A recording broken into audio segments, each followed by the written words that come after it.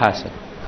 કન્યા કેળવણી મહોત્સવના કાર્યક્રમ આપણા ગુજરાતના લોકલાડીલા મુખ્યમંત્રી શ્રી આનંદીબેન પટેલ સાહેબ સાથે પધારેલ મહેમાનો, મંચસ્થ મહાન ભાવ તથા આમંત્રિત મહેમાનો, સૌને નમસ્કાર. મારું નામ ગોહેલ અંબિકાબેન મોહનભાઈ છે. હું મંગળપુર પ્રાથમિક શાળામાંથી આવી છું. આજે હું તમને સ્ત્રી ભ્રૂણ હત્યા તથા બેટી બચાવો વિશે જે પણ કહીશ ત્યાં સર્વ શાંતિથી સાંભળશો. એક અજન્મેલી દીકરીની વેદના કહીશ. એક દીકરીએ પોતાની માતાને લખેલો પત્ર અને ભગવાનને પણ એ પ્રાર્થના કરું છું કે તમે બધા પણ ખુશ રહો. હું આ પત્ર એટલા માટે લખી રહી છું કે મેં એક સનસનાટી ભર્યા સમાચાર સાંભળ્યા છે, જેને સાંભળી હું ફક્ત માથે સુધી કાપી ઉઠું છું. હે માં, તું મને યાદ તો કરતી હોઈશ ને? હા, કેમ નહીં? કેમ કે તે મને જ્યારથી તરછોડવાની કરી ત્યાંથી આજ સુધી સૌથી વધારે પડી યાદ તે જ મને કરી હશે.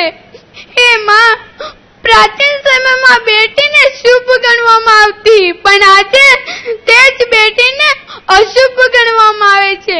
પણ માં, આજે મને પણ થોડી સાંભળજે. હે માં, તે મને આ દુનિયામાં આવતા પહેલા મને દુનિયાથી દૂર કરી દીધી, ત્યારે તને જરા પણ વિચાર ન આવ્યો જે એક જન્મ મને મળવાનો હતો તે 84 લાખ અવતાર ભટક્યા પછી મને આ એક મોકો મળવાનો હતો, પરંતુ તેને તો તે એક જ પળમાં છીનવી લીધો. મારે તો આ સરસ મજાની દુનિયાને જોવી હતી, મારે તો આ દુનિયાને જાણવી હતી, પરંતુ ત્યાં તો આ બધું તારા સુખ ખાતર મારી આ બધી આશાને તોડી નાખે. શું બેટા જ બધું હોય છે? શું બેટી તુલસીનો ક્યારો નથી હોતી? પણ તમારા બધા માટે તો બેટી સાપનો જ બારો છે. પણ માં, યાદ રાખજે, દીકરી વગરનું ઘર આત્મા વગરની સારી સમાન છે.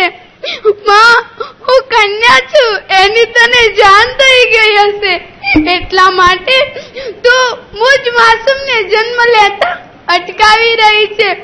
મને તો સાંભળીને વિશ્વાસ જ નથી થતો કે મારી પ્યારી પ્યારી કોમળ હૃદયમાં તું આવું કેવી રીતે કરી શકે.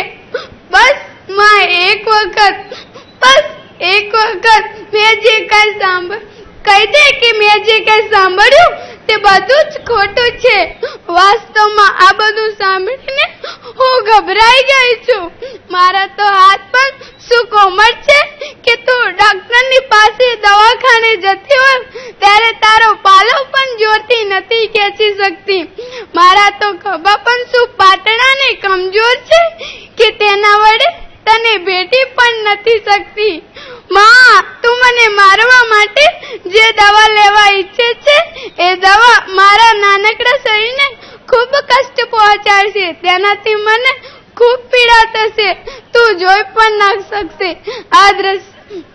આ દવા તારા ગર્ભની અંદર કેટલી ક્રૂરતાથી મને મારી નાખશે. માં, તું આ દ્રશ્ય નિહાળતા આમ કરવાનું ક્યારે વિચાર પણ નહીં કરત, ક્યારે પણ નહીં. માં, હું આ પત્ર એટલા માટે લખી રહી છું કે મારો તો હજી અવાજ પણ નથી નીકળતો. કહું તોય કોને અને કેવી રીતે? મને જન્મ લેવાની ખૂબ લાલસા છે. માં, હજુ તો મારે તારા આંગણામાં ચમચમ નાચવું છે, તારા મમતા ભર્યા ઘોડામાં મારે રમવું. ચિંતા ના કર, હું તારું ખર્ચ નહીં વધારી આપું. ના લઈ આપની મને જાજર, દીદીના નાના પડેલા જાજર પહેરી લઈશ, બાઈના નાના પડેલા કપડાથી મારું શરીર ઢાંકી દઈશ. બસ માં, એક વખત મને તારા કુંખેથી બહાર આવીને ચાંદા તારાથી ભરેલી છત્ર નીચે જીવવાનો મોકો આપ. હું તો તારી લાડકડી છું, હું તો તારી રાજકુમારી છું. મને તારા ઘરમાં આવવા દે. શું માં, તું મને દહેજને લીધે પ્રેમ નથી કરતી? નહીં, દહેજથી ડરીશ નહીં, તે બધી ભૂલ ભૂલામણી થોડી કોશિશ તું કરજે, થોડી કોશિશ હું કરીશ. મોટી થઈને હું મારા પગભેર થઈ જઈશ. પછી દહેજ તે કોઈ મોટી વાત રહેશે નહીં. જોજે માં, મારા હાથમાં પણ મહેંદી લાગશે, શરણાયું વાગશે અને તારા આંગણાનું એક પંખી બને હું ઉડી જઈશ. મને અત્યારથી ના ઉડાડ, હું તો તારું પ્રેમ છું. મને તારા બાગનું એક ફૂલ બની ખીલવા દે, મને કરમાવીશ નહીં. પરંતુ કોણ જાણે સ્ત્રી પુરુષ પ્રધાન સમાજના જાતિ નિયમો વલ્લો સામે હાર માનીને હત્યારો હેઠા મૂકી દીધા છે કે પછી પુરુષ બનવાની આંધળી દોટમાં સ્ત્રી ગુણ હત્યામાં કઠોરતાનું કવચ ઓઢી લીધું છે. શું તને તારી શક્તિ ઉપરથી ભરોસો ઉઠ્યો લાગે છે? શું તને તારી લાડકવાઈ દીકરી પર ભરોસો નહીં? જો તેવું જોન તો ધિક્કાર છે નારી શક્તિને, ધિક્કાર છે સ્ત્રી ગુણ હત્યા કરનાર માતાને અને ધિક્કાર છે માતૃતત્વને. કેમ કે સુધી એક સ્ત્રીની ઈચ્છા કે મંજૂરી વગર કોઈ પણ ડોક્ટર કે પુરુષની હિંમત છે કે તેના કુંકડે હાથ લગાડી શકે? અરે દીકરી એટલે તો લક્ષ્મીનું સ્વરૂપ છે. દીકરીની ઝગમગતી દ્રષ્ટિ સામે તો લાખો સૂર્યની રોશની પણ ઝાંખી પડી જાય છે. આવું લાડકવાયું પાત્ર એટલે જ દીકરી, અને માતા એટલે વાત્સલ્યનું ઝરણું, પત્ની એટલે પ્રેમનું ઝરણું. પરંતુ દીકરી દાદા દાદી, માતા પિતા, ભાઈ બહેન દરેકને સ્નેહના બંધનથી બાંધે છે. એટલે જ દીકરીની વિદાય વેળાએ દરેકની આંખોમાં આંસુ આવે છે.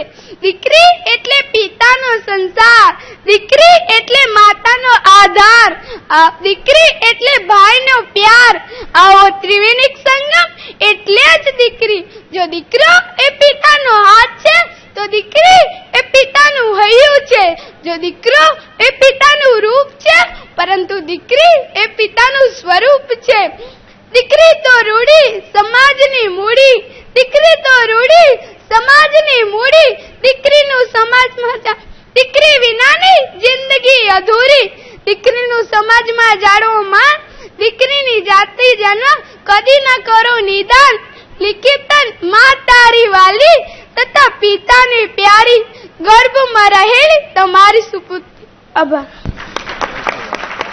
ભ્રૂણ હત્યા થતી રોકવાના સંદર્ભમાં આ સુંદર અમૃત વચન હૃદયદ્રાવક શૈલીમાં રજૂ કર્યું અંબિકા એમ ગોહિલે.